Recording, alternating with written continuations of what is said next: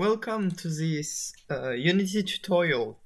So this is a basic Unity tutorial for the people I'm uh, oriented and made for the people I'm doing game jam with so that they have the surface level knowledge of Unity. So this is a Unity Hub window where you can see all of your Unity project, and once you've installed everything, you'll have to have a Unity version installed, and then you can click New Project. We'll start from a 2D game, but this is a template, right? So technically, we don't need to select any of those. There are like some presets and stuff pre-made for us, but let's just make a new 2D project. Let's calling testing tutorial, right? You can choose a folder if you want to. I'm fine with this. Am I? Let's go here. And yeah, you can make a new project like this and click create project. Once it's done, you can start it. Yes, it should be started. Please note that I'm on this version of Unity, the 2021.3.12 F1. Let's face it, I don't think there is major changes between 2021 and 2022.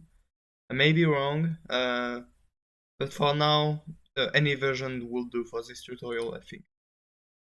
Right, so Unity is loading, which can take quite some time since we are creating the project for the first time.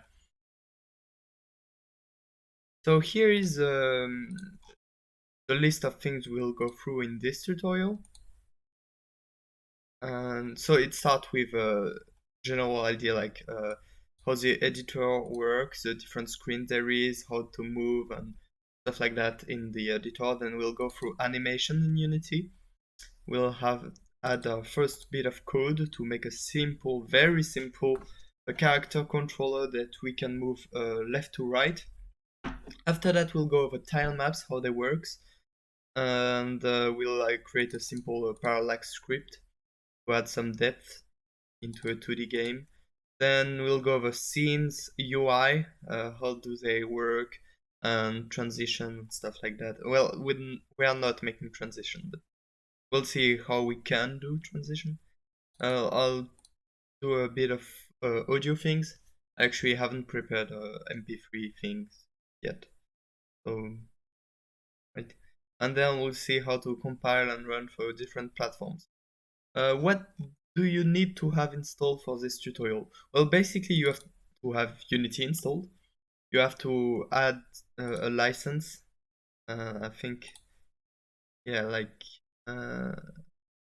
probably in preferences, licenses, right? So I have a personal license, which is like the free standard license that you can use if you're not making more than $10,000 as an enterprise.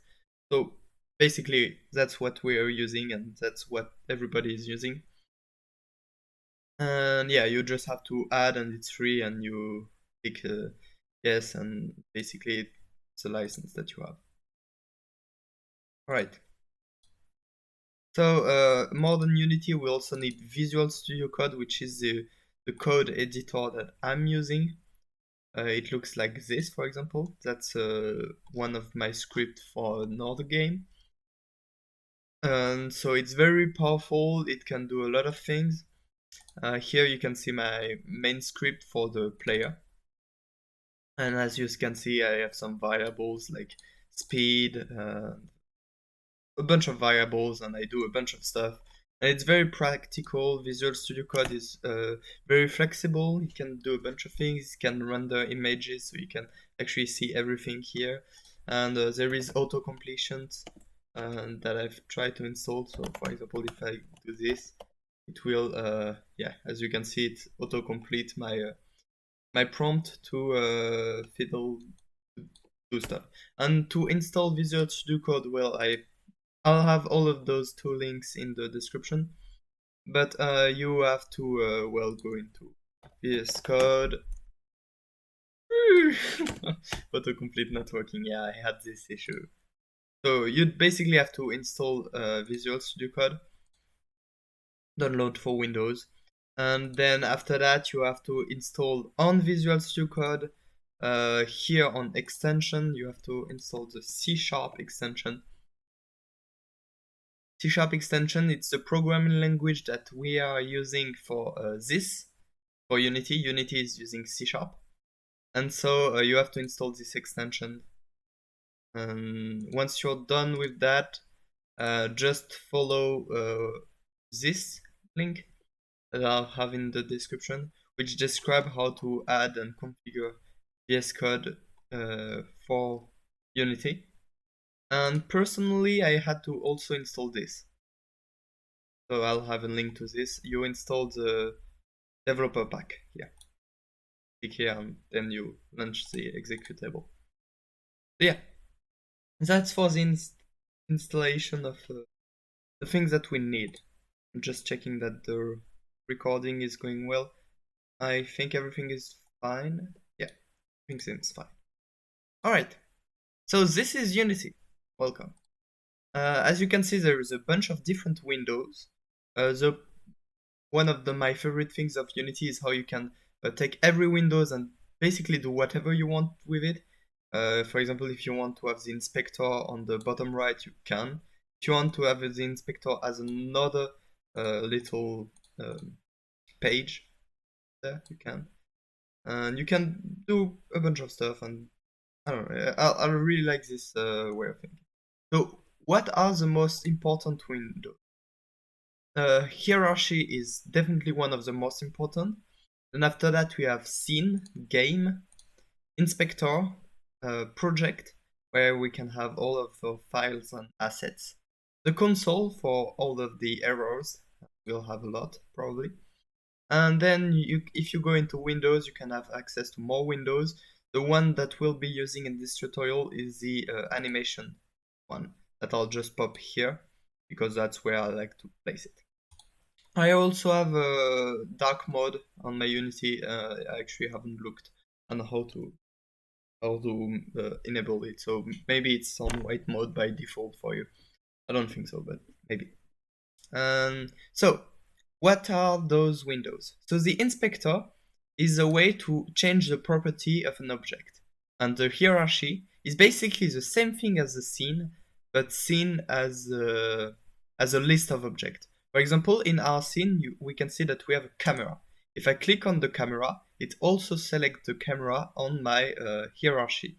And since I've selected my camera, I've seen all of its property over there. So we can see, for example, if I go into the hierarchy and I right click and I create into 2D object a sprite and, for example, triangle, we can see that in the scene it created a triangle. And I have a triangle over there. So you can zoom using the mouse little round thing that you can use to scroll, the scroll wheel. You can move using right click. Right click. And left click is to select things. So for example, if we select our triangle that here in the scene, we can see on the left side that we have a bunch of different tools. That's basically your hand. You can notice that if you right click, it automatically switches to the hand. The hand is the thing to move. And so for example, if you click on the little move tool, well, you can see that there is an arrow popping up, and then we can move our triangle in the scene. For example, let's place it there. There is also a rotating tool, using to rotate things. Also, you may look like this may look weird. This is because we are in 2D, so we are rotating on an axis, and so it's actually rotating in the direction that doesn't make sense. You can do Ctrl Z to undo a change, and you can do it multiple times, and you can do Ctrl Y to undo and undo. So you have also this tool, which is quite powerful because it's basically allow you to make modification like this. And sometimes it's good. For example, if you have big images and you want to place them. Yeah.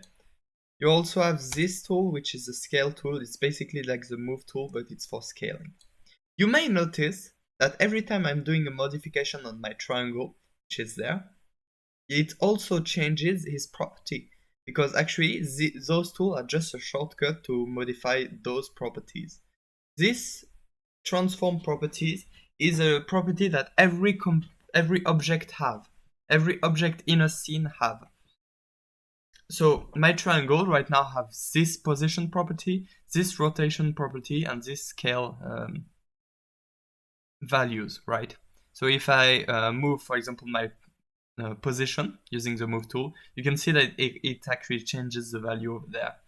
If I change my rotation using the rotation tool, you can see that it actually changes this. It also changes the rotation, probably because the center of the object, which is the thing that determines the position, is not actually at the center of rotation right now. And the way to check this is to use, I think this, and I think if we have negative, yeah, right now you can see that, I don't know, it changes the position, I don't know.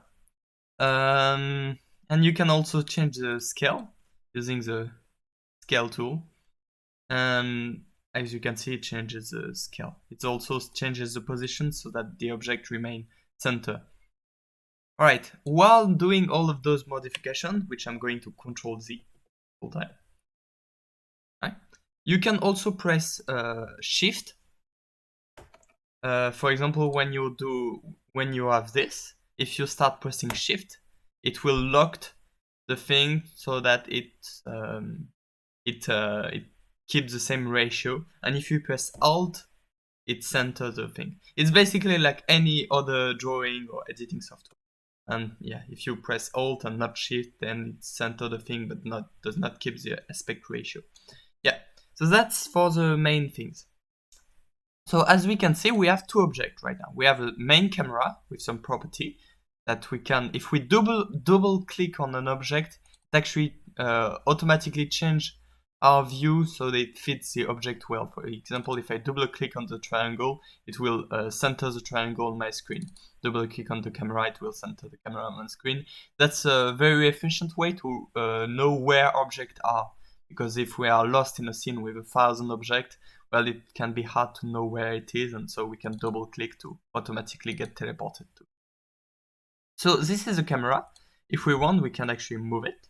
And if you press Control, it will move by block of 0.25. So if you look on the position property on the top right, it's actually free right now. And if I move, you can see that it's only like a whole, well, nearly whole numbers. It goes by 25 by 25. So that's a way to align things in a grid, which is pretty good and allow to not have that much overlap. Alright, so this is for the simple scene. In a scene, every object have a transform component, and also there is a parent system. So for example, if I right click and create an empty object, you can call it and change the name over here. It will actually change the name here, it's the same thing. So for example, if I call this spikes, and inside of it I put its position at 0, 0, 0. Spikes 0, 0, 0. And I have maybe I'm in English. Am I in English? I'm in French. So if I put the spike empty object here, and then I create a new triangle up here, 0, 0, I can, as you can see, I can have my triangle inside of the spikes. And so if with Control C and Control V, I make multiple triangle, and using Control plus move, I shift them. Well, since they are all the sun of the spike object, when I move spikes, it will actually move the whole fourth object. So it's a way like to have a relative position towards another object. if the spikes move, it will like be added to the position of all the different objects automatically. So it's an easy and convenient way to move blocks of the object and create whole models. For example, a player will be a head, then a body, then a few points to detect if they are touching ground or not. Hold on, there is a cat entering.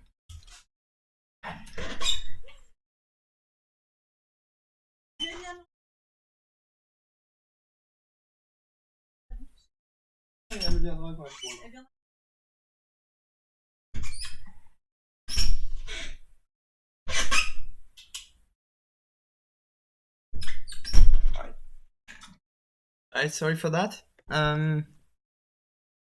A cat will be entering my room soon enough. So, where are we? Spikes. We can move them in groups, and that's a very convenient way to do it. Let's talk about the game and the other windows. So there is also the scene and game windows. So scene is a way of modifying the different objects and their position, and the game windows is actually a render of our games in the current state. So if we run the game, it will just show us there because there is like no animation, nothing relevant, and nothing that is moving. But for example, if we go into the scene and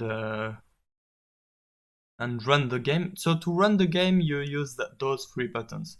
If you run a game, you can see that it will be loading a little bit, and then after that it will automatically switch to the game window. And right now the game is running. So if you have any behavior on any object, there will be activating. And as you can see, I'm just going to move the game on the right and the object. I can still interact with my scene even though the game is running. So that's a very good thing. But a very dangerous thing is not remembering that the game is running, because every change that you are making while the game is running will be reverted once you stop running the game.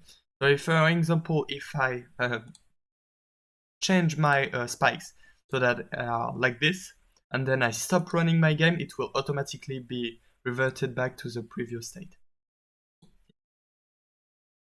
So let's speak about prefabs now. We have these spikes that we want to be, they want them to be like, in a row. Let's center them at 0, 0. And we also want the same group of 4 spikes, but on top.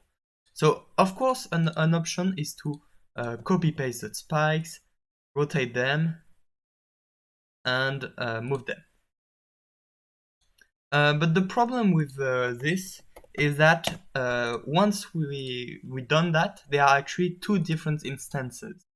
So when we want to modify one, for example, if we want to add a little rectangle or square thing like that on the below, it will not do it for the other one, right? Because they are like their own set of spikes that are very different. So what we can do is create a prefab. So to do that, we can take our spikes group cluster and put it directly into the asset folder. Now we have made a prefab, which means that every time we want to use these 4 group of spike, we can just drag and drop them. And once we modify one, they will all be modified. So for example, if I modify this triangle to be red, and then I right click and I apply to prefab, all of the triangle will be red at the same time. You can still have a prefab be different than the other if you just do not apply it to the prefab. For example, if you put this one green, and you can see that this one has been modified because there is a small little bar on the left, and I think it was this triangle. You can see that the bar is also here. That means that it's different from what the default of the prefab is. You can also modify a prefab if you click on the little right arrow here. that will open this kind of weird view. And right now, every change that you are making will be a permanent change to the prefab in itself. As you can see, it changes the colors to a bit of darker red for all of them. So that's how prefab works. For example, what can we put as a prefab? Well, for example, we have our player, which is a prefab, and so that every new screen that we're making, that we can drag and drop the player, and if we change the code of the player, or if we change the hitbox of the player, well, we don't have to go through all of the different levels to change the little hitbox. We can just have one prefab of the player that will act the same for every level of the game. So that's how prefab works. They are very used component. Prefab is mostly used for like things that you need to stay the same throughout the game, but still like they can vary. Yeah. So that's what prefab are for. Prefab are very good, and usually we put them inside of a prefab folder. So prefab is for prefabricated. Yeah. So this is the asset folder. So that's where you have everything that's not scene related. So for example, audio, music, code, material, prefabs, fonts, etc. Graphics, animations, I guess, drawings, sprite, tile map, everything will go in the asset folders. And then, well, what's my organization of the asset folder? Well, my organization is I have a graphics folder, a prefab folder, I have a script folder, I have a scene folder. Put that doesn't change anything. Oh yeah, I didn't save the scene. Oh, well, I reloaded the scene and didn't save it. Well, that's too bad. I can still. So to save a scene, as you can see right now, we are modifying a screen of the game, right? And this screen is not saved because there is a little asterisk on the top right here. So if you press Ctrl S, it will save the screen, the scene as we call it. So a scene is basically a set of different objects, right? It's one screen, I guess. It's like one part of the game. It could be a level of the game. It could be like, for example, there is a menu scene. There is I don't know. In most game jam, you only have two scenes, right? You have the menu and the game. And if you have a game with multiple level, well, you have one level per scene. So this is a scene, and for example, in the scene folder, I can make a new scene, create. You can see that there is a bunch of create scene, and I call it level 1. And in this scene, if I double click to open it, I have a blank thing, and I can, for example, add my spikes prefabs.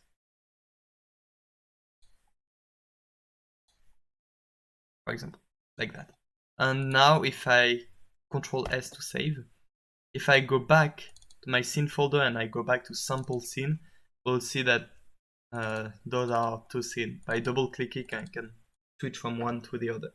So that's where we'll store every level of a game.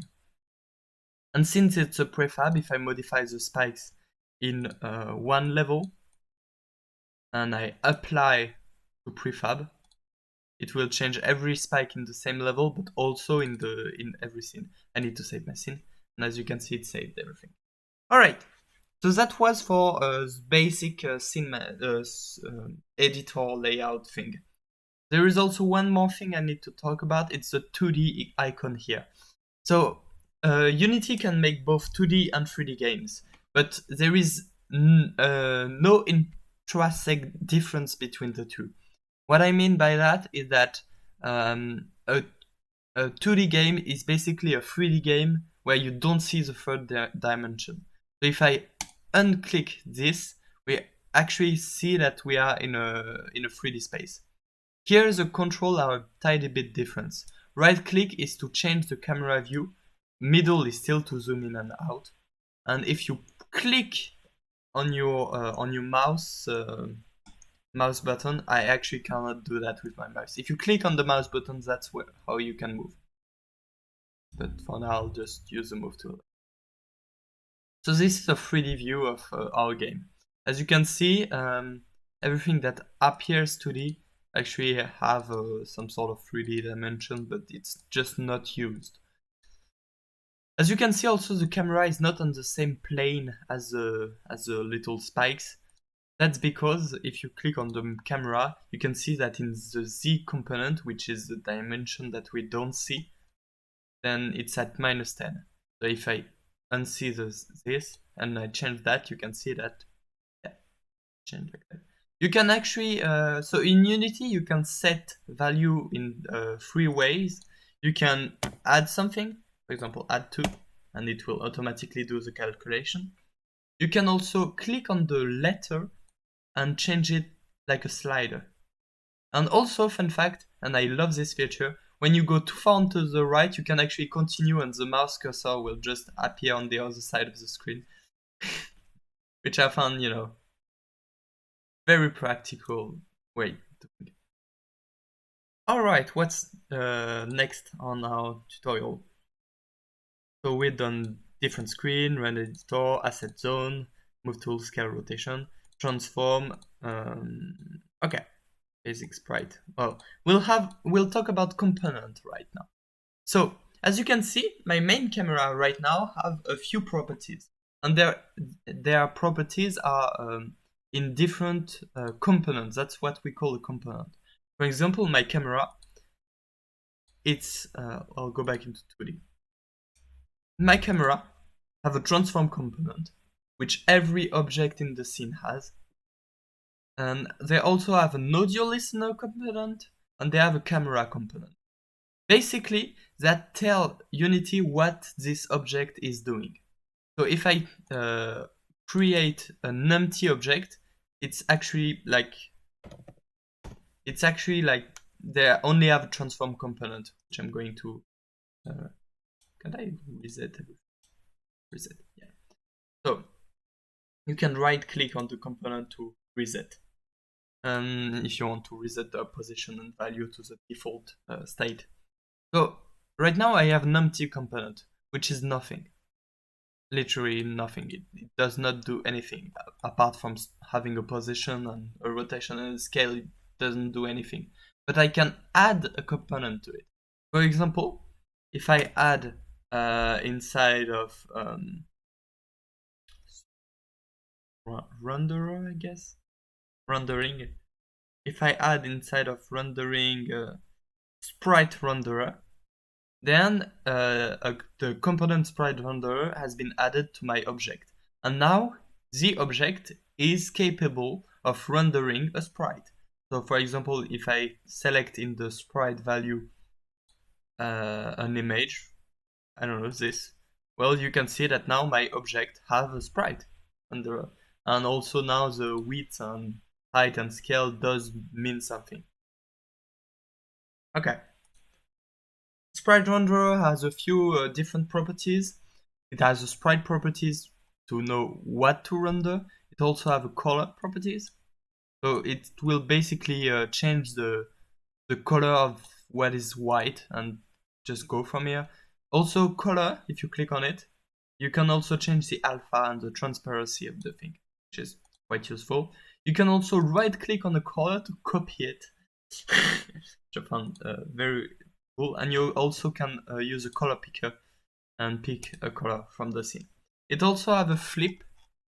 I'm zooming on it. I can also double click to have it full screen. It also have a flip. Well, on X it doesn't do anything, but if I flip it on Y, you can see that the sprite goes the other way around. Alright, so that was for the sprite renderer component. What's also very important as a component is everything that deals with collisions. So let's remake a new spike. So we'll create a 2D object that is a triangle. We'll reset its transform position so it's centered. And we'll change, for example, the color to red. So it's bad. It's a bad triangle. What we can also add is a collider. So we have a lot of different collider. Since we are doing a 2D games, everything that matters to us is everything that have 2D things. We can use, like, for example, a polygon collider, but I think it will be more logical to use a box collider.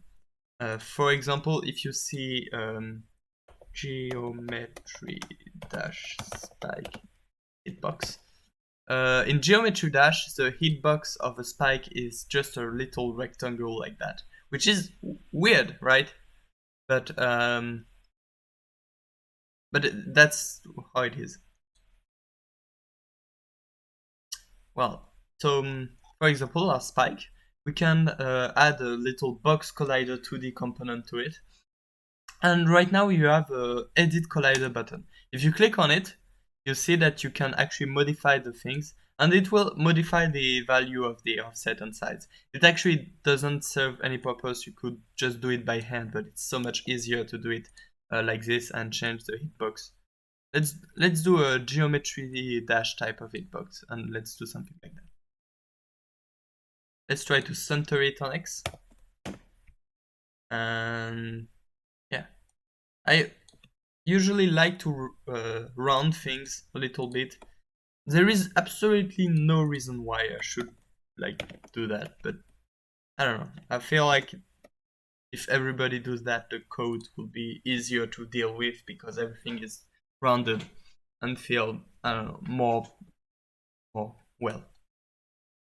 So if you unclick that, you'll go back. You need to unclick it.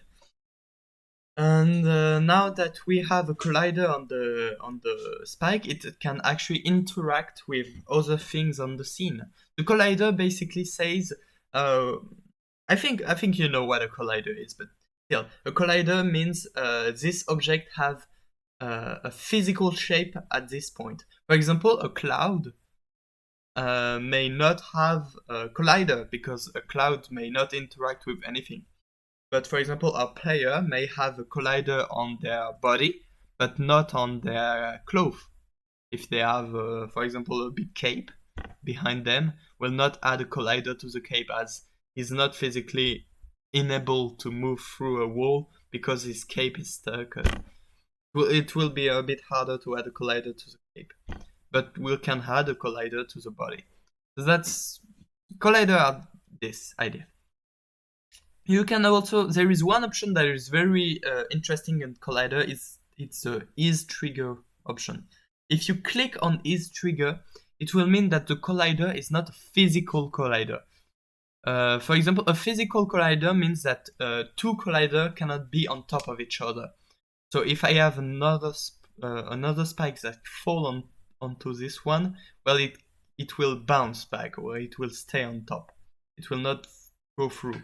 And the is trigger means that this collider basically is invisible. It's just a way for us to detect if something goes inside of it or not in the code, but not a physical box. So for now, we'll leave it like that, but sometimes we'll have to click that so that we does not prevent, for example, the player going through it. That's basically the difference between walls that damage you and a bullet that damages you, but you can't get through it. Yeah, that's basically the difference. If you click on this trigger, you can go through it, but you can also have the code do something. All right, we'll add a box collider to this thing. We can add multiple box collider, and if we add multiple of them, well, we have a second component, but we can modify like the value of the second component, still in the same little box of the first one. Yeah, for example, let's do something like that. I don't know. Why not? There is also different type of collider. I've shown the box collider, but there is also the circle collider, which is exactly what it sounds like. So for example, if we want to add a little offset white, something like that on the top. I don't know. You can. So here are the collision of our body. And there is also a different last type of collider which is very good. It's the polygon collider, which is basically the best one of them all. So you can disable a component by clicking on the little box. If I disable, for example, sprite renderer, well, it doesn't show anything. So that's how you disable components. And you can also right-click remove component to remove them. Or just select it and press delete. Oh, no, you can't. Okay. Then you right-click and press delete component. The polygon collider is basically a polygon. It cannot be... Oh, it can be edited. So it's basically any shape that you want. So as you can see, it automatically creates lines in between. The reason is... it's a bit hard to explain. But basically, a collision must be a convex shape, right? So let's revert a little bit. So for example, I can add things like that. It's this shape and there is no line in between. And you can add a little bit like that and you can turn it a bit to the center. But if I have an angle that goes inside of the thing, they have to split in two shapes that have only an angle that goes around. Like, because here the things go back inside of it, they have to split it. I think that's why. I actually, seeing what it looks like, I think that's why. And also, apparently, you can't have a collider that goes through itself. Probably for good reason.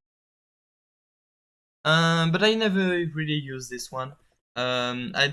Usually we don't modify it by hand because the default way to collide the thing to create the shape is actually pretty good. As you can see, it automatically created a triangle.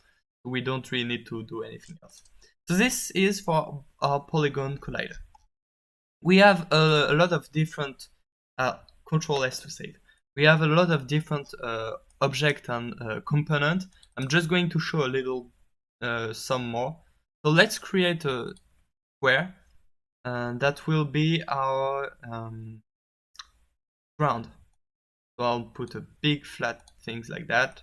Goes down on the bottom, maybe give it a color brown. Yeah, something like that. And then I'll add a box collider. And it's automatically fitting well because I didn't change the sprite, I changed the scale. So it's actually a square right now, but everything, including the box collider, has been stretched out. So here is our ground, and let's take the triangle, and maybe let's make it as a prefab. So we'll go into our prefab folder and drag and drop it. We don't need our spikes right now. And let's make the ground up to, and let's rename it. Rename ground. And right now we can rename also the object in our scene to ground. And let's rename it to spike. And this one also, let's rename it to spike. Alright, we can move it, and using control we can fit it to the grid. And we can also rotate, and using control we can also rotate it inside of a sort of grid system. Alright, so we have a basic spike thing on the left. To show you how they interact, because right now we've added collision, but of course in the game thing nothing is going. So we'll create a small little 2D square thing. We'll add a box collider, and to see things happening in the scene, we'll add what's called as a rigid body 2D, because we're in 2D. And a rigid body is basically a physics object. So it will fall using gravity. And right now, this thing should be a simple rigid body thing. So it has this square as a box collider. So ground has its own box collider. And if we press play, we should be seeing the cube falling. Boom.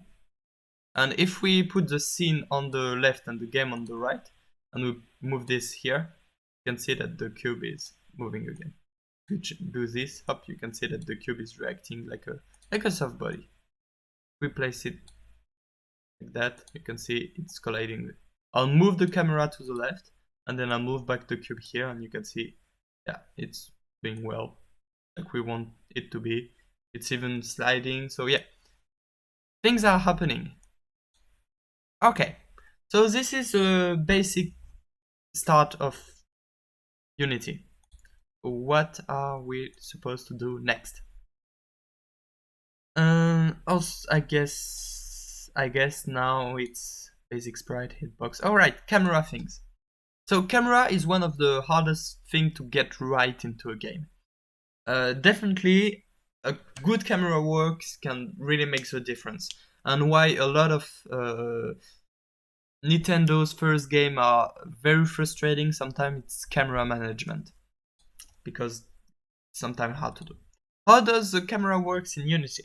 So, first of all, we can see that right now we don't have any sprite to render on the background. And by default, the color is on a sort of blue.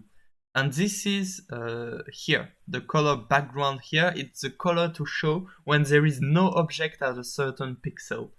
So for example, if we put it to a black, then we can see that the game will render a black background. And we actually have an alpha background. I never tried it. I don't think it's going to work. If I put a red transparent background, it's still going to be red. So we cannot have a transparent background. Let's put a white as a background. Alright, and so right now we have two different, the most important things is projection and size. And they're also clipping planes.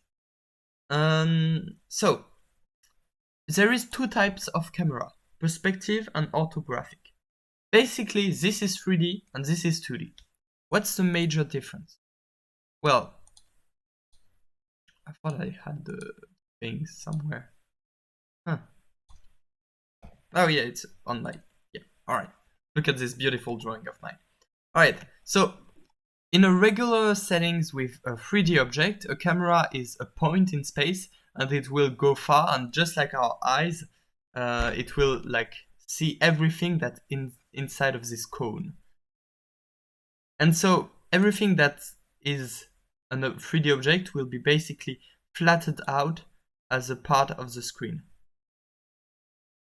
And so we'll see a sphere here and a cube here in the screen. Right. So that's how a projection works. It's basically for 3D games. We have this cone. But for 2D games, if we have 2 points that are right behind each other, even if it's not aligned with the camera, we want them to be stacked on top of each other. So it will not be a cone like this. It will be some sort of straight line things. So perspective camera. So here are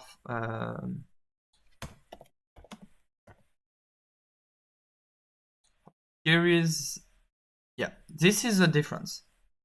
The difference between perspective and orthographic can be seen here. For example, this is 3D, and this is some sort of orthographic looks where every single thing, even if they are very far away, keeps the same size. That's a major difference. Here we can see the difference in rendering. We can see the difference in rendering. For example, right now we can see that the camera is a point that C with a certain angle. That's a projective, and the orthographic thing it's basically a flat surface. A camera has something called as a field of view, and a field of view is basically this angle. How much is it? So for example, a 90-degree field of view will have the camera goes into a 90-degree angle. So that's a way of seeing how much we can see from a certain point. So there is also two things that's very important in camera settings. It's the near clip plane and the far clip plane. Because the camera cannot show everything that's happening, because it's literally infinite, then we'll have to put boundaries. So a camera will only render object from the near clip plane to the far clip plane. If there is an object behind or in front of it, it will not show. So the near clip plane is usually very close to the camera, and the far clip plane is usually very far. But we'll need to set two boundaries. I think maybe Unity allows to. So here you can see that the size is basically how much the camera that we are seeing. Basically the angle, but since we are on orthographic, angle doesn't make any sense, so we're using size instead. And clipping plane, you can see the near is 0.3, so if I go into 3D, we can see that the camera starts here, but if I change the near clip plane to be behind my object, for example like this, well, the main camera does not see anything. But if I put a near clip plane that's very close to the camera, we can see that the camera see everything. Right, and far clip plane is the same thing. It's usually way bigger, but hey, yeah, you can see the difference. Okay. You can also apparently modify it. Alright, let's go back into 2D mode. Well, maybe let's go back into 3D so I can show you perspective. So this is the perspective camera. As you can see, it has some sort of far clip plane measure thing. And you can see the field of view here is the angle of the camera. So the more you have a field of view, for example 180, it's basically showing everything right now. But if you have a small field of view, it's basically showing like a tiny thing. Yeah. Most people like to have like a 90-degree field of view. Like in Minecraft, there is a lot of consensus on the 90-degree field of view. So yeah. And very interesting. You can see like the near clip plane here. Hold on, let me double click on it. Yeah, it's right over there. And yeah, as usual, you can change the point. I'm guessing I can put 0. Can you? No, you can't. Okay. Oh, you cannot in perspective put 0, but you can in orthographic put 0 and even negative value. Because putting negative value in perspective doesn't make sense. It's everything converges into a single point. But in orthographic, putting negative value just means like you go farther behind. Like it's a logical way to continue the thing. Okay. So let's go back into a classic orthographic camera. Let's go back into the 2D mode. And yeah, I think this size does fit well. We could change it to see more or to see less, but I think it was quite good. Alright, so that was for the camera settings. Also, camera doesn't always need to show a background. You can also show a skybox, but that's very 3D oriented, so I'm not going this way. But skybox is basically a 3D equivalent of a single color, but for images. Like you can show a background image that wraps all around the world. Basically some sky or stuff like that. Alright, what's the next point? Well, we'll need to talk about the ordering. Alright, so if I have a cube, another cube that's green, how do I explain to the game? And they are like the same, just this one. How do I explain to the game that I want the green to be behind the white cube? Also the white cube, let's put it dark blue because we don't see it otherwise. How can I explain to Unity that I want the green thing to be behind the blue one? Well, give an order. Well, that's what sorting order are for. By default, there is only one sorting order and every object is on 0. But we can add a sorting order. For example, we can add background that we'll put above, and we can add foreground. So that will tell us, well, first we draw everything on the background, then we draw everything on default, then we draw everything on the foreground. And if I put my blue square and I put it on the background, it will be drawn below the green square. Even though they are still have the same position, right? So it can give some very funky stuff where I'm putting the blue forward on top of the green, but still, since it's draw after that, it's not going to show it. Like, it's definitely on top of it, it's before it, but since green is after, it will be drawn after. So yeah, some weird and fucking stuff in 3D, but in 2D it's very sensical. And so, for example, usually we put the ground like in the background, and I apply it to the prefab since I made a modification to the prefab. Spikes is on default, but is usually behind the player, so we can add I want negative, please. Negative 60. Alright. Right. So inside of a layer, background, default, or foreground, we can individually select a few orders. So for example, we can have the ground to be background 0, but the square to be default, both of them be default. But since we want the blue square below the green square, well, the blue square will set to -10 and the green square will be to 0. So the green square will be drawn after. And yeah. And so right now, well, we can, yeah. And if we want an object to be on top of everything, we could place it on the foreground. So that's for sorting layers, and it's very the major way it works. For example, if you have an orthographic game, I'm thinking of things like Pokemon or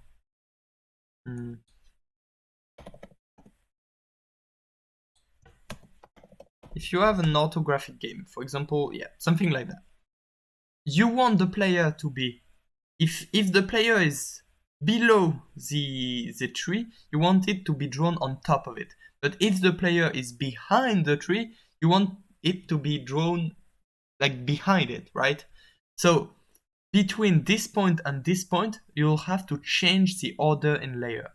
And so you have to have a script that say that depending on your height position, you change the order in layer settings. And that's how you do it. And that's how I did it, for example, in the box pushing and impaling teleweapon game. Yeah, that's how I do it in teleweapon. And even though sometimes it's glitchy, it mostly worked well. Alright, so that was for sorting layers. Then we'll go for animation. So it's good to have a moving part inside of game, but we can add animations. So for example, let's create a simple circle. Right. Let's put it black.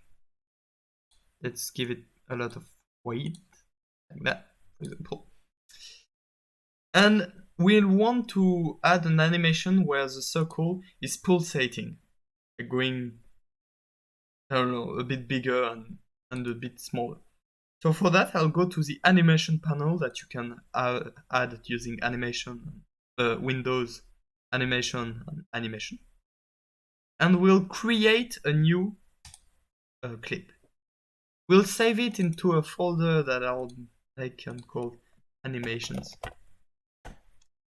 And we'll call it tools, for example. Tools. Right. And now we have a new component that has been added to a circle. It's called an animator.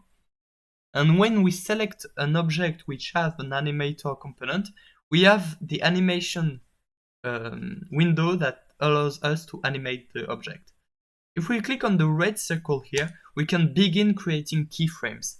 So for example, if I click on the red circle and then place the circle here, and then I go a bit forward in my timeline, and then I go a bit behind, and then I copy paste the first key using Ctrl+C and put them here and paste it, we can see that it generated an animation. Now I can remove the red thing and click on play. And as you can see, we have a moving circle animation. And by default, if you click play on the game, it will automatically create and play the animation. So the animator is the way of controlling which animation plays when. So if I select my thing, you can see that I have a pulse animation that's doing that, but I can also create a new one.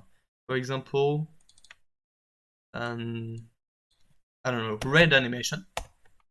And this one, I click on the red thing, and instead of changing the position, the transform value, I can change any value of the object. For example, the color. So I could have an animation that starts with a black color, then from half a second goes into a red color, and then in 1 second goes back into a black color. And then we have an animation of the color changing. And then I change the thing, and once I hit play, you'll notice that it will not play this animation. It will still play the thing, because this object have an animator which control which animation is played when, and it also have two animations. If we want to say which animation play when, we'll have to add a new window called animator. And here we can see that we have a new way of managing animation in Unity. So entry is the starting of the game. So it's basically saying when the game starts, I'm playing the animation pulse. And you can notice that the red animation is never played. So this is our object. It has an animator. The animator is dictating which animation to play when. We can change an animation by selecting the object, selecting the animation, and modifying it. For an animation, we can actually select any properties that the object have and any properties that their son has. Like if you create an object inside of it, for example, a little triangle, you notice that first of all the animation will contain the triangle in itself, because let's remind us that position is relative to the parent. So when I change the position of the circle, when the animation changes the position of the circle, it will automatically change the position of the triangle. And also, I can, in my animation that pulses up, down, I can also click on red to animate and change a property of the triangle. For example, the triangle could, at 30 seconds, let's create a new keyframe. Yeah, add key. You can also do that to add a blank key of the current position. Here it goes, I don't know, over there, for example. And here it goes back to 0. And right now we've added a new, in our animation, a new thing. And if we remove the animator thing, we can see that the animation changed. Alright, and so we can add this circle, which have the animator which control which animation is played when, have two different animations inside of the animator, and the two animations can animate any property that he or any son have. It's a very powerful thing. Animation is very powerful because it can change any properties, like most of them, and it do it quite well. Because, for example, we can animate flip, we can animate the color, we can change sprite, we can do a bunch of things. So let's go back into the animator. So this diagram shows when which animation is played when. For example, when the game starts, it automatically goes into entry. And so we can see that on the game start, it will play the pulse animation. But we can also make a transition with right click to the red. And which means if we click on the transition, we have all the parameters of the transition.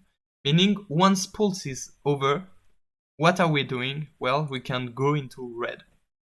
If we click on the transition, we can see that it has some sort of weird thing.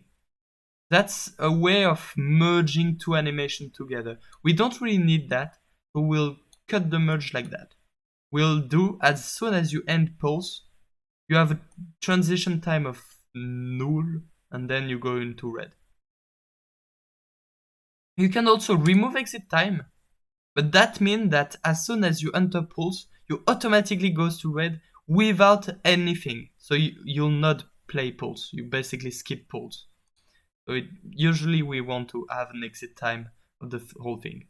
And if we go into red and make another transition the other way around, and same thing, we cut this and move that here, well, what will happen? It will play pulse, then play red, then play pulse, and play red. And if we play the thing, it will play pulse, then play red, then play pulse, then play red.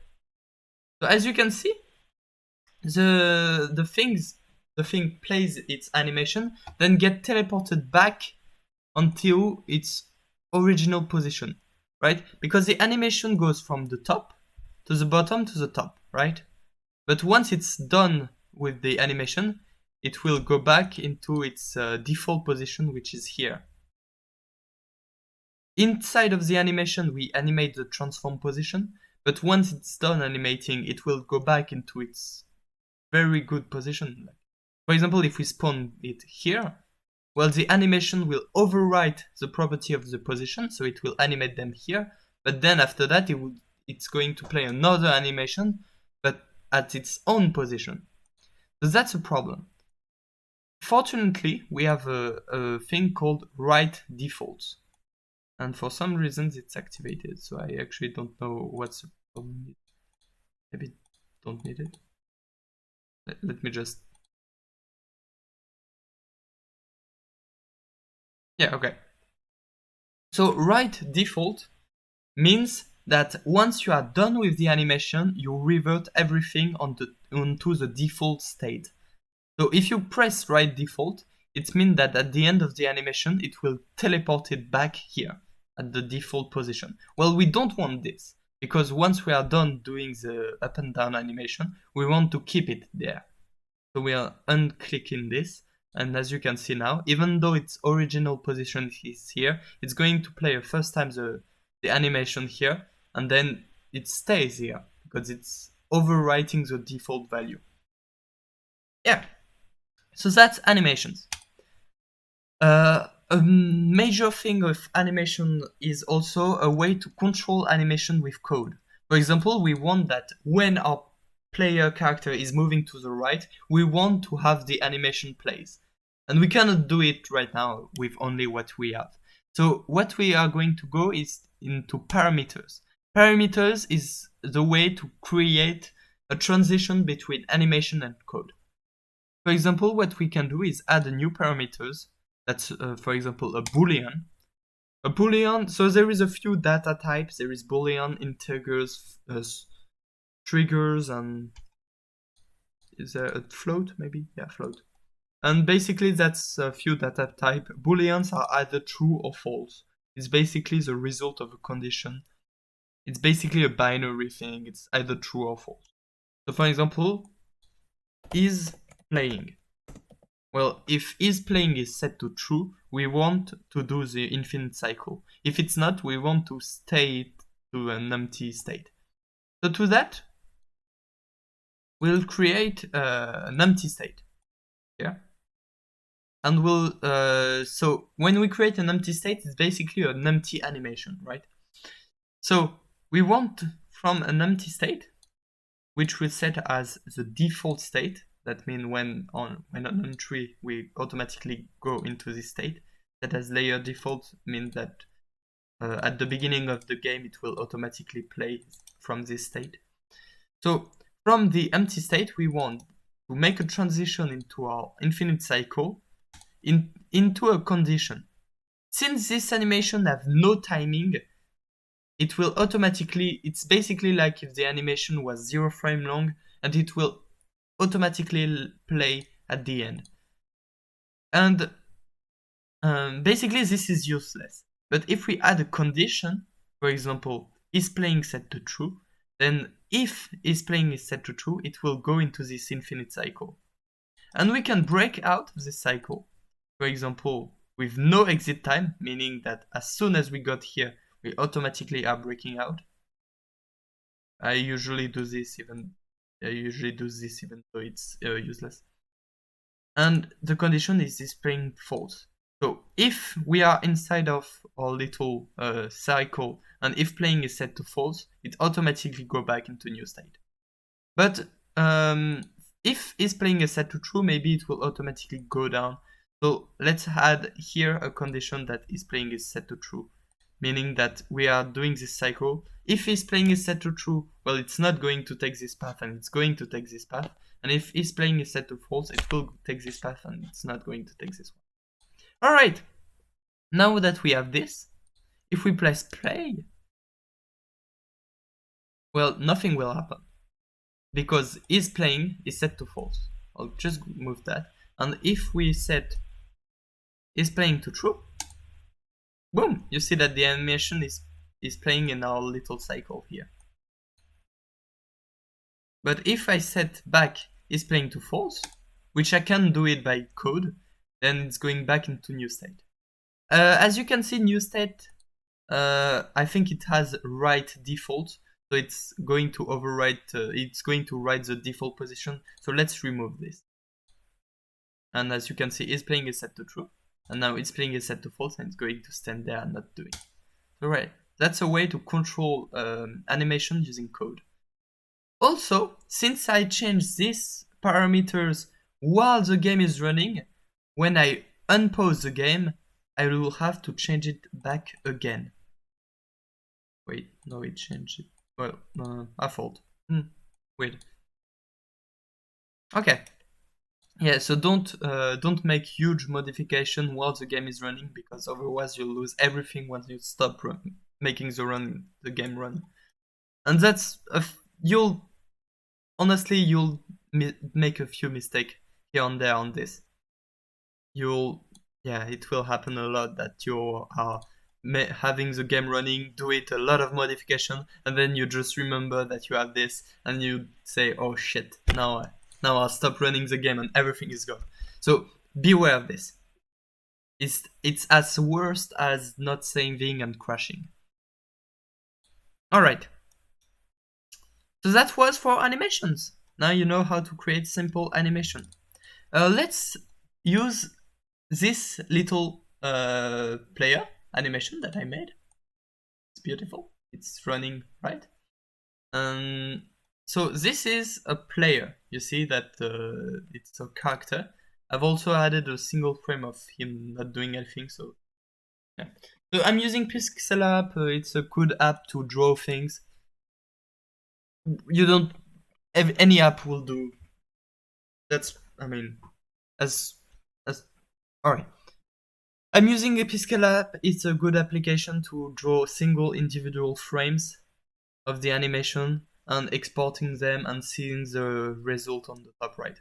Alright, so let's export this as a sprite sheet. So what is a sprite sheet? Well, you'll see as soon as I do this. As you can see, a sprite sheet, is basically every frame as a single file. Instead of having a single image per frame of animation, we are making a single file containing every single image next to each other. Why is that? The reason is very practical. It's way slower to load every single frame instead of loading a single image and to cut it into little frames using code.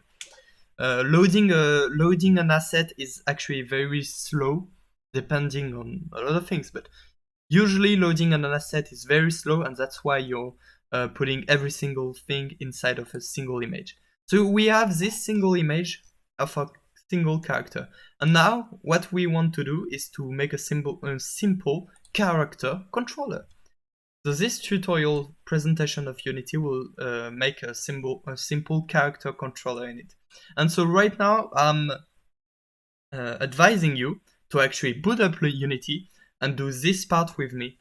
So draw a simple weird little man running, or girl, I guess. and yeah, let's make a simple character controller. So download. Let's take our sprite sheet and put it there. Let's put it inside of the graphics folder, because that's where we are.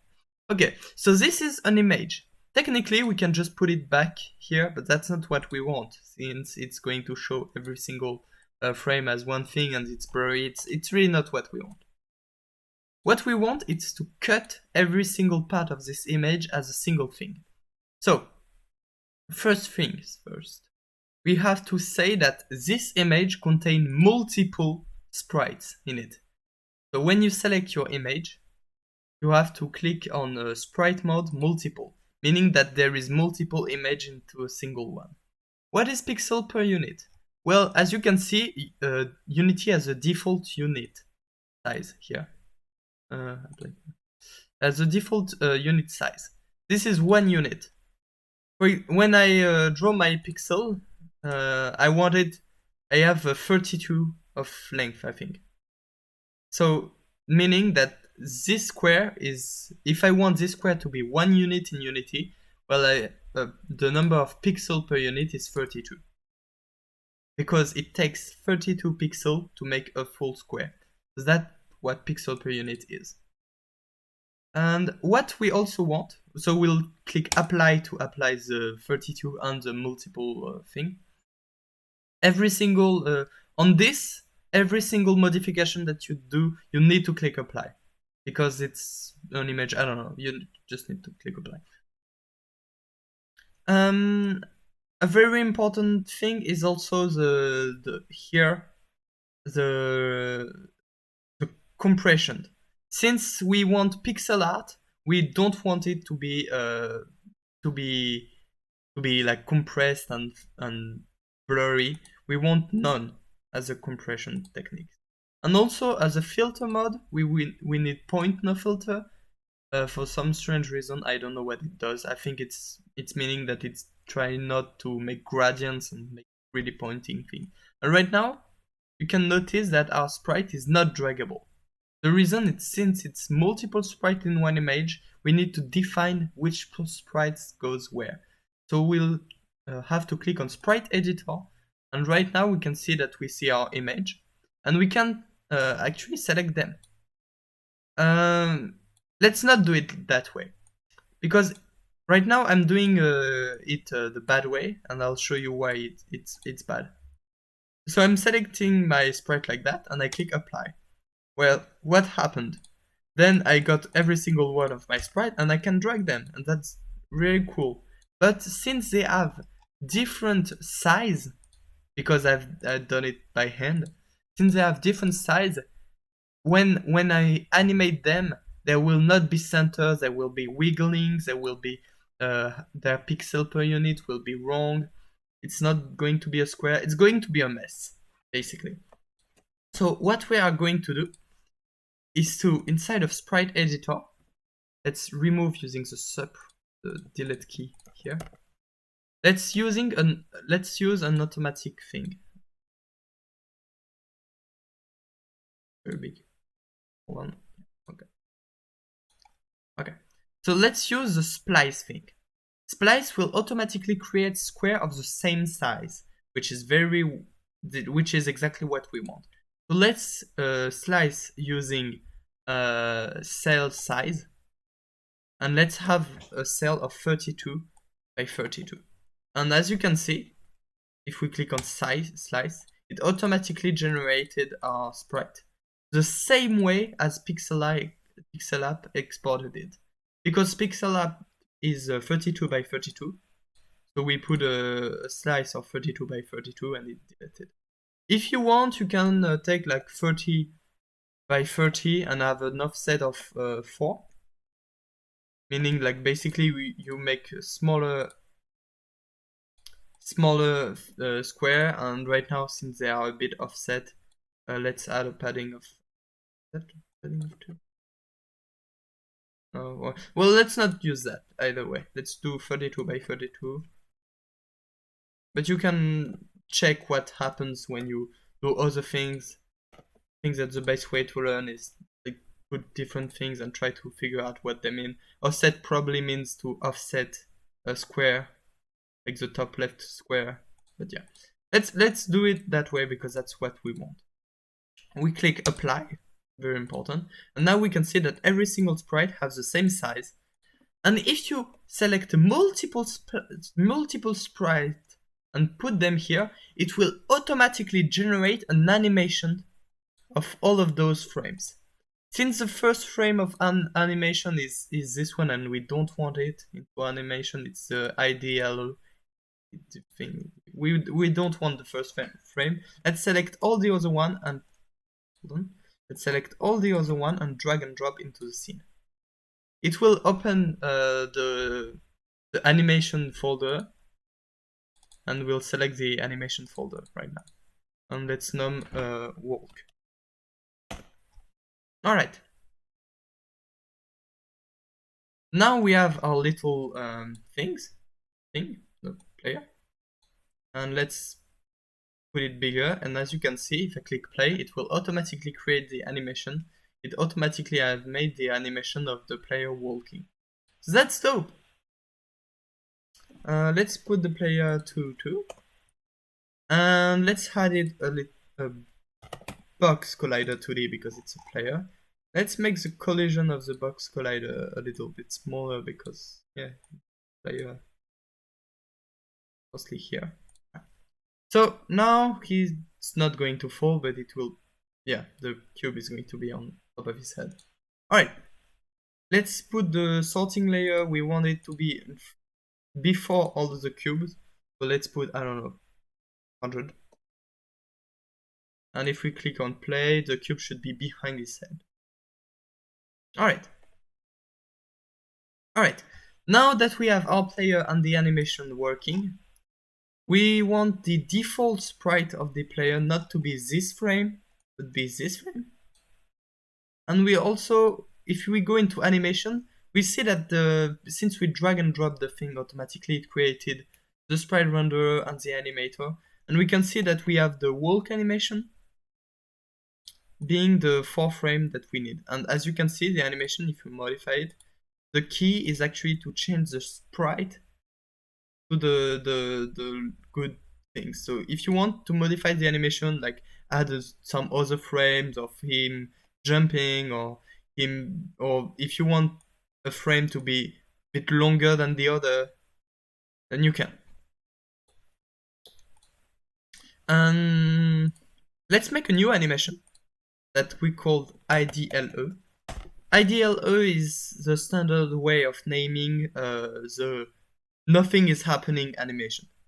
And let's animate it to take the nothing is happening sprite. Add key, please. And that's basically it. Yeah, 10 seconds of him doing absolutely nothing. We can have him like wink or do some stuff like that. But yeah, that's the animation of him doing nothing, and then the animation of him walking. Okay. If we go into an animator, then we should be seeing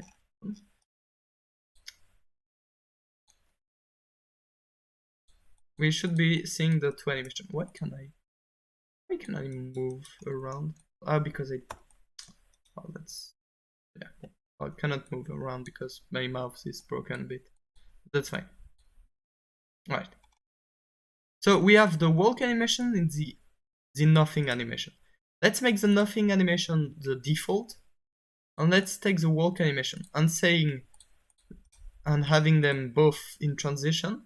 Let's add a parameter that is a bool, is walking, and let's have walk being done at the end of its cycle if is walking is set to true.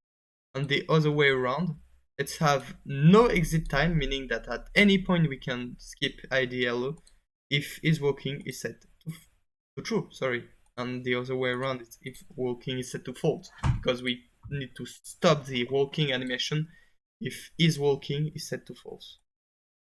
Alright, so that's how the animator for our game should be working.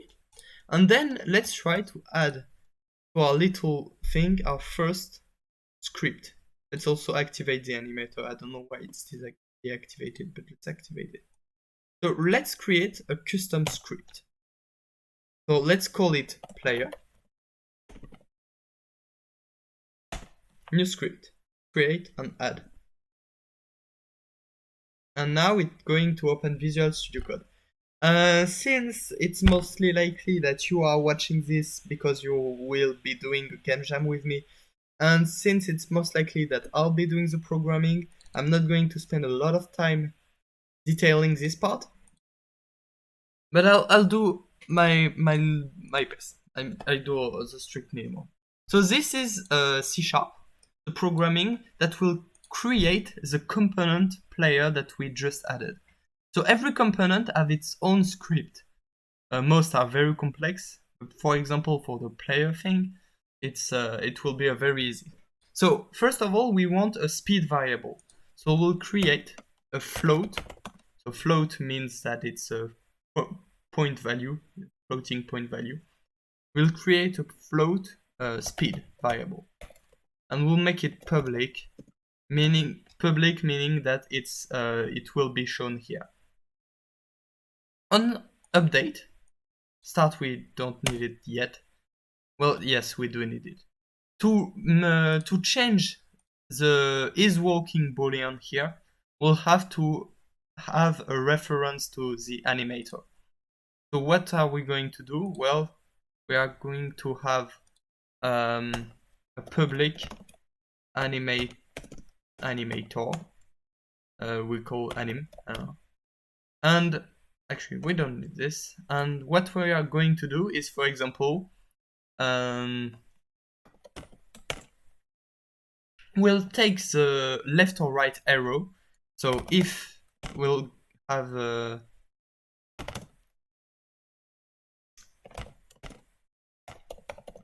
this. We'll have input dot axis get axis, and we'll have horizontal, meaning that horizontal. All right.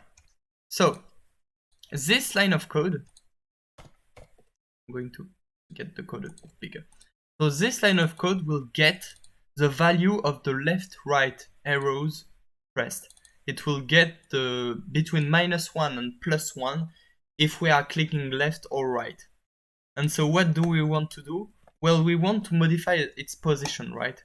So let's do transform.position dot equal, well, plus equal, meaning we are adding a number, and we'll add three things. We'll add in x horizontal times speed times time. I'm going to explain just after. Time 1 delta time, and then we'll add 0, 0. Okay, so what does this do? So if it's going to work the way I intended to do, so we have a float variable here and an anim variable here. The anim is to have a reference to the animator and change the boolean of isWalking, which we'll do later. And the float is for the speed. What we want to do is to modify the position. It's going to compile, hopefully without any errors.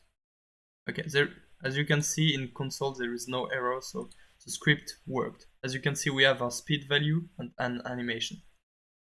So what we want to do is to at each frame change the position. So if we press right, we want to add something to x. We want, for example, to have x plus 0.1. Hop, and it moves a little bit to the right. And then we'll do it again. Alright, so we want to do that every single frame. Meaning that we get the left/right values, meaning how much you are pressing left or right. It makes more sense if we are on a controller, because on a controller you have joystick, and then horizontal because more or less value. Right, so horizontal give you like the percentage of moving left or right, and depending of it's positive or negative, it will be -1 or +1. -1 meaning it's moving left, and +1 meaning it's moving right. And then to the position, to this triplet of number, we are going to add another triplet of number. And the x and y, x and z will be 0 because we don't want to change those two components. We want to change x. And by how much do we want to change x? Well, we want to multiply everything by speed because we want to be able to change the speed. We want to multiply everything by horizontal. So if we are not pressing anything, it will be 0 and we are not moving. If we are pressing left, then it will be -1 and then we are going to subtract -1 and so move left. And if it's 1, well, we'll add +1 and yeah. And we want to multiply it by time.delta time. So as you can see by the thing, the time point delta time is the interval in seconds from the last frame to the current one. Basically, this is how much time passed between the last frame. Saying that if we move by 1 unit every single frame, it will go super fast. If we move by 0.00001 unit every single frame, it will move super slow. But to know the right number, basically time point delta time is how much time passed between the last frame. So if the speed is like 10 units per second, if we add every single frame speed time point delta time, it will move at 5 units per second. That's basically a way to know to automatically have a good speed. I don't know how to say it. So if we run this, hopefully, and we don't have a speed of 0, just realized if we have a speed of 1, and I press left, it should be going left at a rate of 1 square per second. If I click right, it should be going right at the rate of 1 square per second. Alright, and if I put a speed of, I don't know, 10, it will be way faster. And you can see also that the moment I turn around is not like very sudden. It's a bit slower. It goes a bit slower, and that's because I'm not using directly the button. I'm using get axis, and as I told to you, it's basically just like a joystick. And when you move a joystick, you cannot like directly move it onto the right. There is middle value in between, and so that's what is happening. There is in between right now, even though I'm in keyboard. Alright. Right, so this is our sprite. So let's have a moving of 5 pixels per unit. And now let's take the animator, and since this one wants an animator as a parameters, we'll drag and drop the animator into the thing. If we had drag and drop another animator, well, it will have worked and it will basically change the boolean value of that other animator. Alright, if we go into our player, we want to if our horizontal value, so horizontal is 0 if we are not moving. So we'll just check if horizontal value is greater than 0.1, or is this, is it? I think. Or if horizontal value is less than 0.1. And if it is the case, then that means that we are moving, and so we'll put anim.set boolean and is walking to true. And if it's not the case, so else, we'll set anim.isWalking to false. Alright. So that means that if our horizontal value, if we are moving to the right, or if we are moving to the left, we set isWalking to true. Else, on the other case, if that's not true, then we are setting isWalking to false. Okay, let's try. Let's also check that we name it isWalking into the animator. So in the animator parameter, we name it isWalking, so it should be doing that. And right now, let's test this. So we have isWalking, and it still is working. So its set is working to true, and as you can see, it's continually setting is working to true.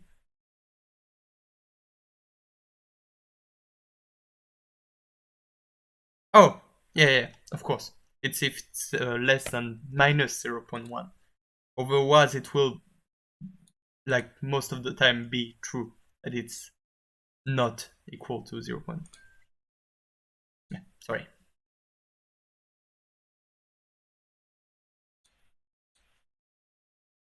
So let's run it again. It should be not doing the animation, but if we press left, it's doing the animation, and if we stop, it's stopping the animation. So as you can see, because we are waiting on the animator, because the transition from walk to IDL is waiting for the end of the animation, even though it's not moving, it's still playing the full animation until the end. And if we to walk have it to have no exit time and put it like that, then as soon as I stop moving, it's going to stop the animation.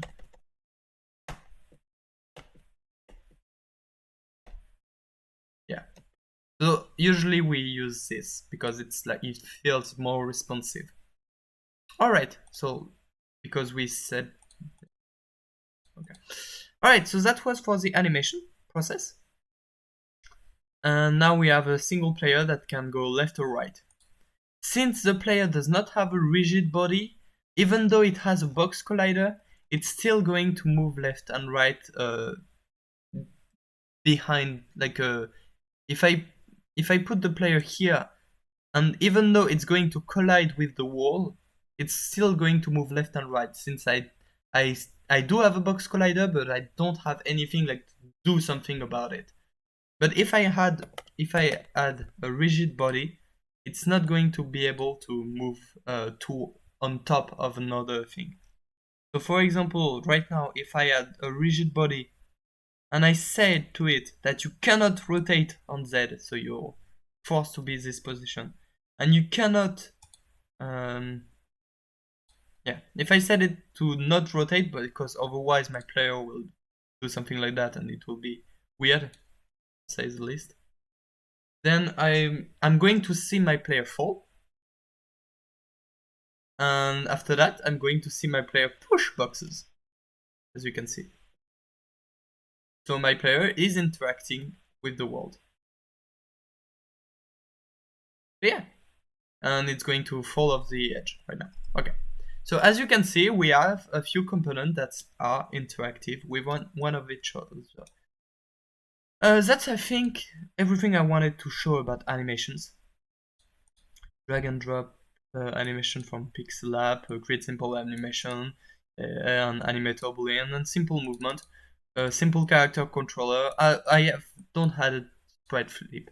So as you can see, my character is facing to the right, even though it's walking to the left. It's not changing its direction. So we can change that very easily. As I told you earlier, there is a flip thing that will change the way the sprite is rendered. So in code, if our horizontal movement is toward the left, then we have to click on flip. So how do we do that? Well, it could be a fun challenge for you to try to figure it out. I'm just going to give you the code to change the flip thing. So if you have the sprite renderer, that will set to this component, then the code to flip it is sprite.flipx equals true. And if we want to not flip it, it's false. Well, with that, maybe you can try by yourself to change that if we are going to the left. And so I'll wait for 5 seconds for you to pause the video and try it by yourself. Alright. So, how do you do that? Well, if we are going to the left, that means that our horizontal axis is negative, right? Because it's -1 if we go if we press left, it's +1 if we press right. So we can test if horizontal is less or equal to 0.1. Oh, also I'll explain why I'm using only 0.1, not directly 0. So if it's 0.1, well, we have to flip our sprite. Else, if it's positive, well, else if horizontal is greater or equal to 0.1, well, 0.1, then we don't have to flip it. So this is one way of written it. You could also have written it like this. If it's negative, you have to set it to flip true, and if it's positive, you have to set it to false. Wait, let's see how it works.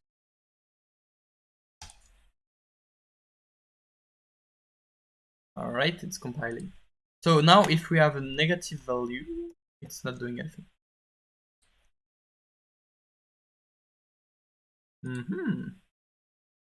Oh yeah, because yeah, as you can see, I have an error in my console right now. No. As you can see, I have an error in my console right now, and the reason is that, as I told you, in the code, I'm saying to change the sprite.flip property, but we never assign this sprite variable. The reason is, in our component, we have drag and drop animator into this, but we also need to drag and drop the sprite renderer into the sprite thing. So it knows which sprite to flip. And it's the sprite of this character, not the sprite of any other character, right? Right. By selecting the sprite renderer of our character, it knows that sprite.flipX is a reference to this sprite character.flipX. I'm also going to close this other window. I don't need. Okay. Oh shit, yeah, good. Alright, let's test this. You can also clear the console. Well, it automatically clear on play, but you can clear it using the clear button. Left goes left and right goes right. Alright. As you can see, when I press right and stop it, it automatically go back to look on the left. So let's try to fix that. Well, I forgot again to have a negative thing. That's why. Alright, and I'll explain why I'm putting negative 0.1 instead of directly 0. Right. Alright, so now if I move left and if I move right, it's going to stay like that. Alright. We have a working player. Good. Why am I putting 0.1 and not 0? Well, if I put 0, the thing is, float value are always approximate. They are never truly accurate. That's computer science stuff. But mostly what you need to know is that you cannot test equality between two float value. Well, you can, and it will mostly result in false. For example, if on float value you are trying to test if 0.1 plus 0.2 is equal to 0.3, it's going to say no. And the reason is, well, 0.1 with 0.2 will be 0.301, something like that. And that's due to some things. There is reasons, but it will go over your head. And so what we are going to do is to test if it's less than 0.1f. Let me boot up Paint. So this is our joystick. This is our joystick, right? And our joystick can go left or right. And that's representing -1 and +1. And that's representing 0, the default state. So when our joystick is on the left side, the getAxis command here will return -1. And once we are in this zone here, the sprite is going to flip to look on the left. And once we are past this zone here, the sprite is going to flip to look on the right. Meaning that basically, once we stop our joystick and go back into 0, it's not going to automatically switch on to this. It's going to stay here. There is a bit of margin of error so that the sprite remember its position. Basically, that's what is happening. Yeah. And so that's why I'm testing -1. It's to have this little margin of error here. That's basically 0 minus 0.1 and 0.1. Yeah, to have this little margin of error where you can have your joystick and it's not going to change anything. Right. And so that's how our little character thing it's going to work. Alright. Good. I'm not going to explain timelapse, I'm too tired for that. I'm just going to explain scenes. I don't want to explain timelapse. It's like 4 p.m. it's been 1 hour since this video is going for way longer than expecting. Alright, so I'm not going to explain timelapse, I'm just going to explain scene and I'll make another video for timelapse later. So, we have 2 scenes. We have this level 1, which I'm going to save, and we have sample scene. As you can see also, since I've removed the spikes thing. Right, so those are 2 scenes with every single component. For example, in this scene, I'll create a new UI to create some sort of start menu. I'll rename it to menu. And what I'll do is right click UI and I'll do canvas. And this will be let's give it. And as you can see, canvas is actually very big. Like, this is our camera. Canvas is very big. It's actually not even. Hello. Okay, yeah. It's actually not even closely. It doesn't matter. It will not be rendered as a game object. A canvas is basically something drawn above a game. So, for example, the point, the score, how many lives you get, the menu, the pause menu, this sort of stuff will be drawn on top of the game. For example, if inside of the UI I'm creating, for example, an image, some sort of white images, and I go back and I also copy this canvas and I'll make prefab, and I'm going to use the same canvas thing in the level 1 game where we have our player, things like that. And I'm putting the same canvas here. If I press play, you'll see that in the center of the thing we'll see our little white canvas image that is drawn on top of everything. And if I change the color, because the background is white, I'm going to change the background color of the camera to slightly darker, and then I click play, you can see that the canvas will be the white thing on top of everything. That's the canvas. Alright, so canvas. So canvas is a way to draw things on top of the screen. As you can see, there is a major difference between canvas and everything else in Unity. They do not have a transform position. They have a rectangle transform position, which is basically the same thing but for UI. So for example, this image have a lot of parameters. This can tell you where its unsure points are. Basically, it's very complicated. There is a lot of different parameters, but there is position X, position Y, and there is width and height, which are default, and there is also these 4 little things. And this is quite hard to explain, but for example, if I put these 4 things to be on a rectangle on the half of the thing. And I said my image. Why do I have the rotating tool? I'm starting to get angry. And I've put my image to fit those 4.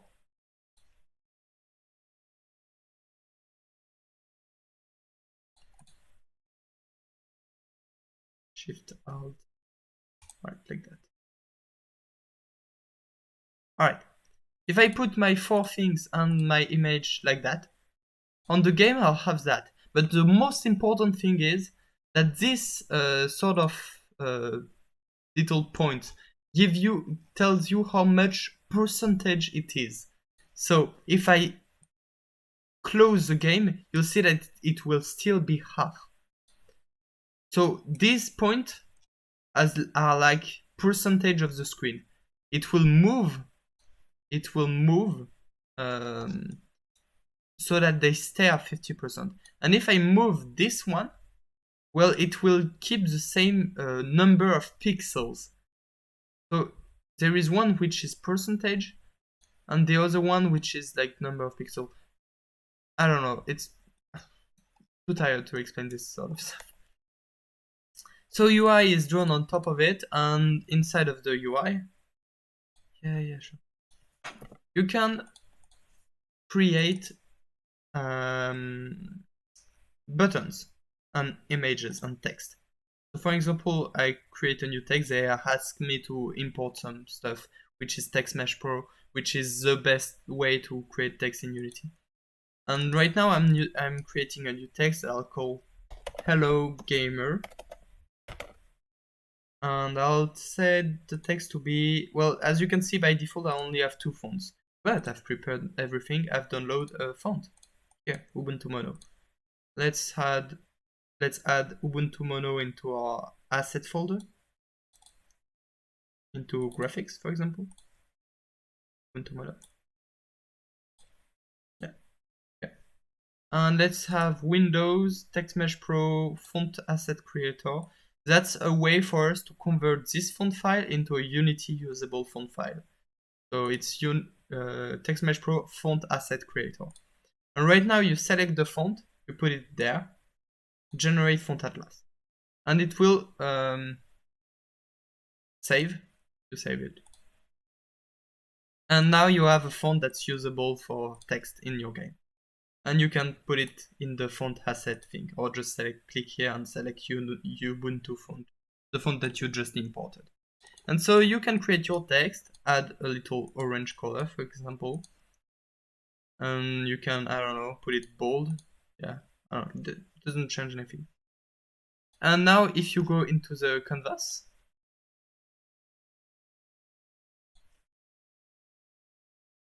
and for example, I'll do it to be something like that, and I put the text to be a bit bigger and center, like that. Yeah, I go back to my game and I play my game, they should show my text. Yeah, Hello Gamer on top. Isn't that good? So this is UI, this is Unity.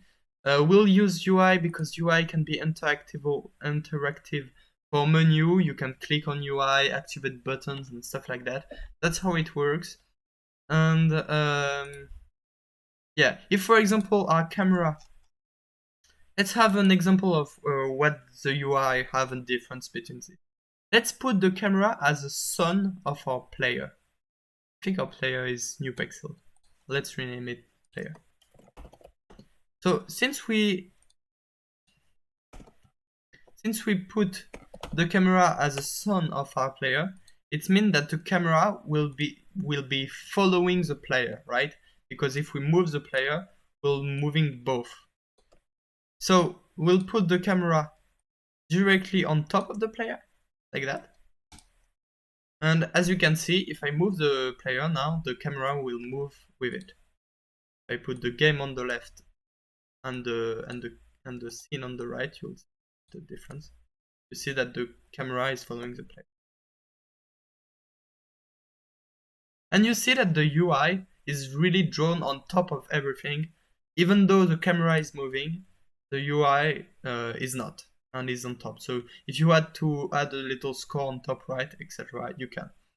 So yeah, this is the very default basic of Unity. What is missing from this tutorial is a lot of audio related stuff, a lot of everything related to tile maps, tile set, everything. We have done like nearly no code at all.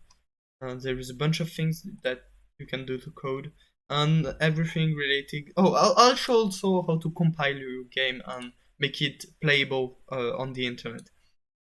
So that's important.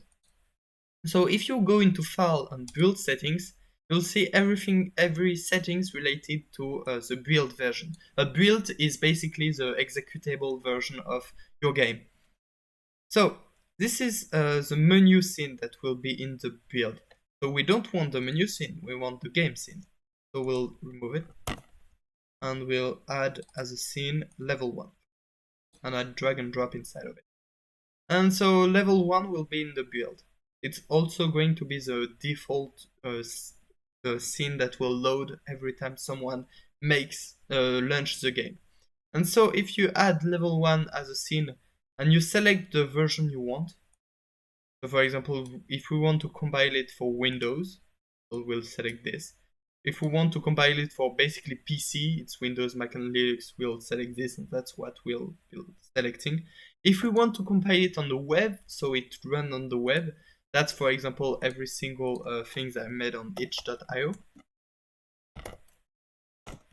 You take a look here, IR404 is playable on the web directly. That's what I used to run it here. And so we'll compile it for Windows because it's the easiest for now. Selecting Windows and select build and run. Then you'll have to select a folder. I'll just make a build folder. That's where the executable will be created. And let's make a new folder that we'll call V1 because it's the first version of our game. Select this folder and save the modification to the scene. And it's going to build, and it's going to take some time. It's really not immediate. It's going to have to wait a little bit. But yeah, that's how it works, and we'll have to wait around 1 to 2 minutes and I don't know, because this game is fairly simple, so maybe it will be a bit faster than 1 to 2 minutes. Once you're building, you'll have an executable, and the executable you can send a zip version, and then everybody can play it on their own platforms.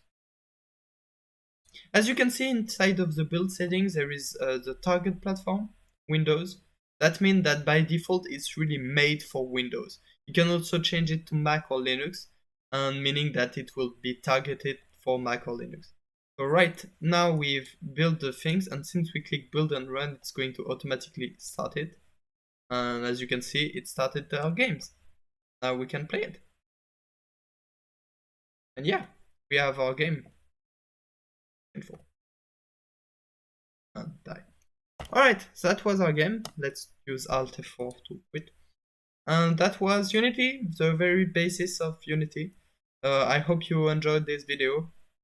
It's been 2 hours. It's a 2-hour long video, but it covered the basis of Unity. Maybe I'll make another video for everything related to tile map and audio, and try to be a bit more code and scene management and UI, because I really haven't started touching this, because there is transition and stuff like that needs to be done.